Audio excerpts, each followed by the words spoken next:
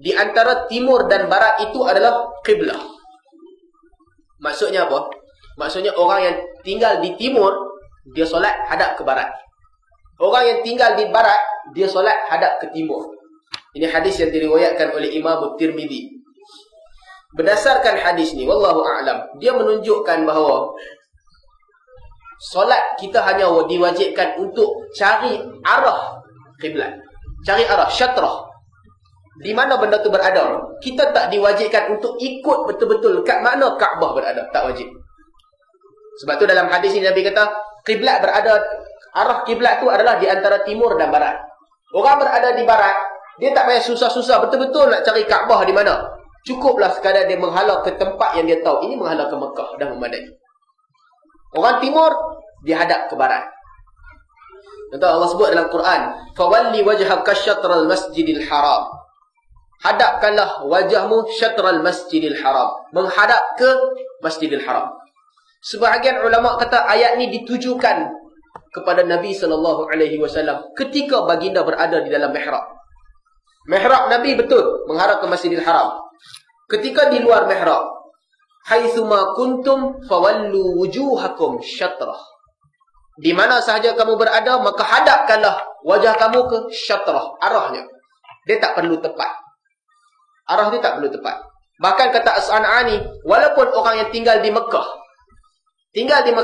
dia duk rasa ni kawasan ni Masjidil Haram, dia menghadap ke situ saja. Dia tak perlu betul-betul selari dengan Mekah. Itu tak perlu. Ulama fiqh sebutkan bagi orang yang berada di luar Mekah, dia tak payah betul-betul cari Masjidil Haram. Cukuplah memadai bagi dia untuk mencari arah Masjidil Haram ataupun arah Mekah. Duduk di luar, cari arah Mekah. Negeri Mekah belah mana? Belah sana. Solat di sebelah sana. Kita di sini, negeri Mekah, kita kata di sebelah depan. Kita menghadap sebelah depan.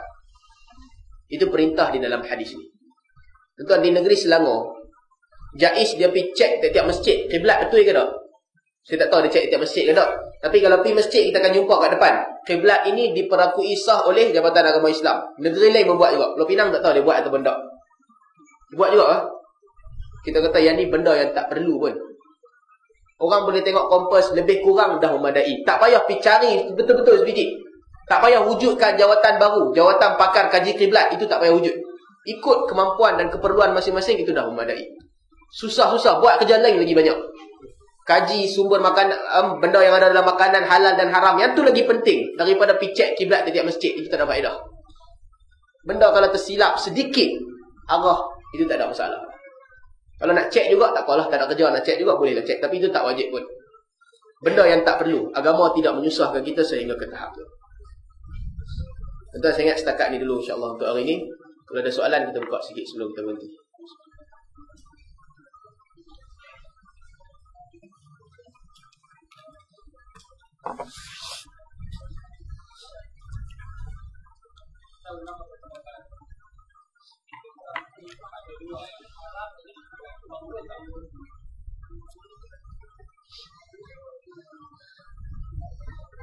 Wallahu a'lam. Sama pandangan yang kata hanya ada haram dan juga halal, makruh tak wujud. Kalau kita mengambil pandangan tu, maka kita akan berdepan dengan masalah yang besar apabila melihat hadis-hadis yang zahirnya bercanggah.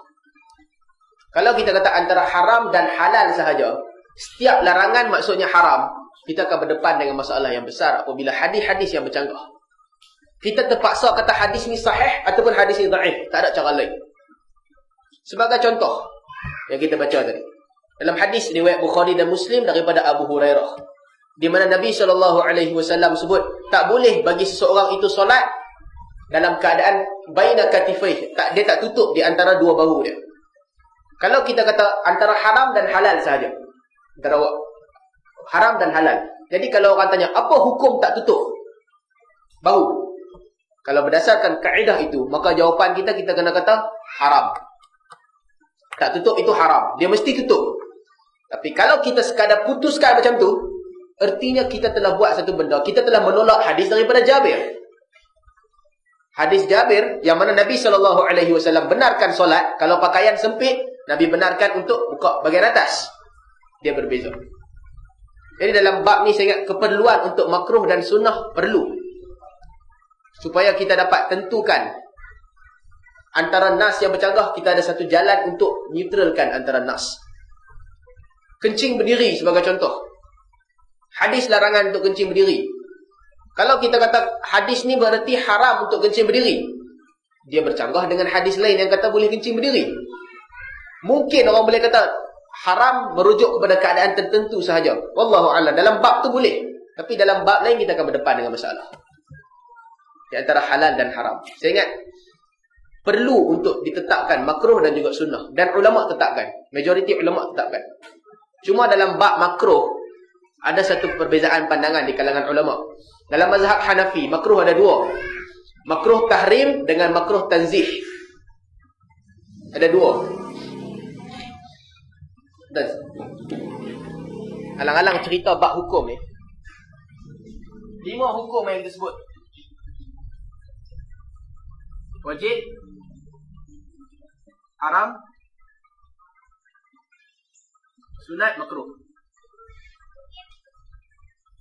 Wajib dan haram kita kata dia satu geng. Perintah yang kuat.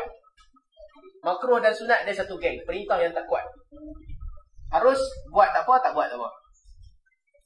Harus ni takhyir, nama dia, pilihan. Mazhab Syafi'i dia ada 5 hukum.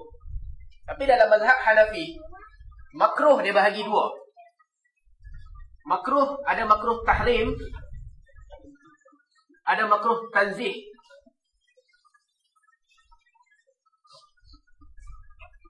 Dalam mazhab Hanafi, makruh tanzih maksudnya dia memang makruh semua. Makruh tahrim maksudnya istilahnya makruh, tapi hukum sebenarnya dia adalah haram. Jadi kalau ikut mazhab Hanafi ada berapa? 1, 2, 3, 4, 5, 6. Sebab makruh dia pecahkan kepada 2. Apa beza di antara makruh tahrim dan juga haram? Wallahu a'lam, mereka berbeza pandangan. Sebahagian ulama kata kalau benda tu haram datang dengan nas, Al-Quran namakan dia haram, dia namanya haram. Kalau haram tu dengan ijtihad, haram tu diperolehi daripada jalan ijtihad, dia tak nama haram, nama dia makruh tahrim. Dia tetap haram tapi nama dia lain. Jadi ini pembahagian hukum di kalangan ulama. Wallahu a'lam.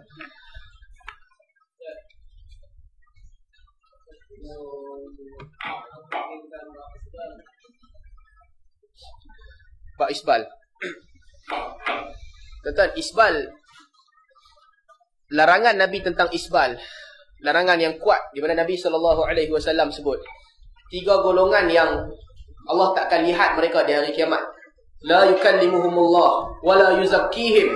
Allah tak lihat mereka, Allah tak sucikan mereka, dan mereka dijanjikan dengan azab yang pedih. 3 golongan. Salah satu, al-musbil izarah, orang yang melabuhkan pakaian. Masuk juga orang yang munafik sil'atahu bil halafil kadhib, orang yang tipu dalam perniagaan. Disebutkan 3 golongan dalam hadis, dan salah satu adalah musbil. Abu Bakar radhiyallahu anhu tanya kepada Nabi SAW. Abu Bakar ni orang yang kurus, nahif.